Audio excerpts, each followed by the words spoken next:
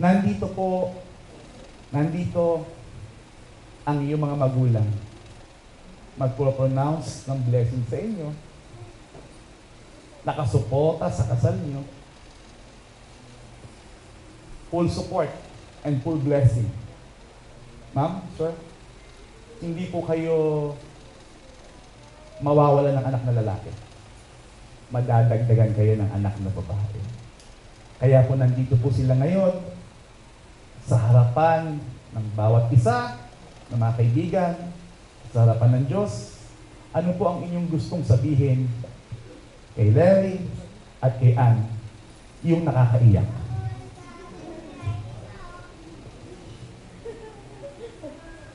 Words from advisor. Leslie, wala naman ako ibang nasasabi ko din. Nagsama kayo ng matiwasay. Tahimik na upuan. Saka, wala naman ako ibang masasabi, hindi put in God in the center. Kasi, yun lang talaga ang magiging sandalan niya. Kahirap at sa ginawa, kapit lang. Palakpakan naman po natin ang mother ng groom. Ang father ng groom, sir. Any message po sa inyong anak? Wala na akong masasabi sa inyong dalawa kung hindi. Bigyan nyo kagad kami ng apo. Yung! Magpakarami kayo, magmahalan kayo, at huwag na huwag kayong mag-ahaway. Bigayan lang.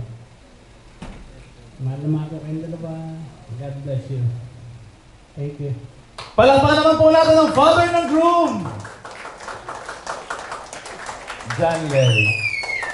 It's your time. Sir, dito lang po kayo. Upo kayo mali.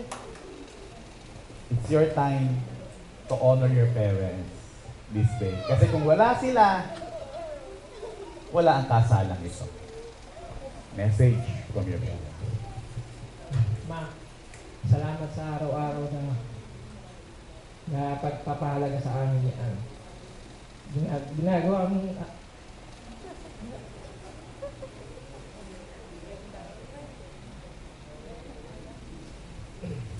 Ginagawa mo lahat para sa amin, sa akin. Hindi ka nagkasawang maglaba para sa amin.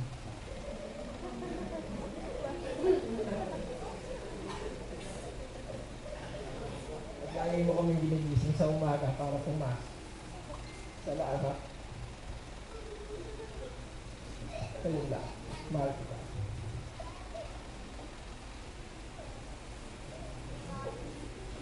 Take your time.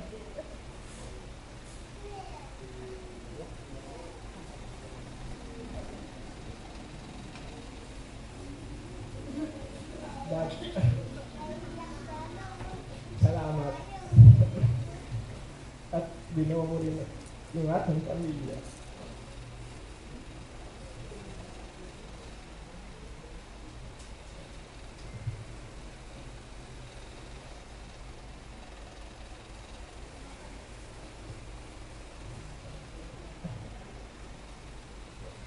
Sana hindi ka na umalis sa atin. At nagkama-kama na tayo.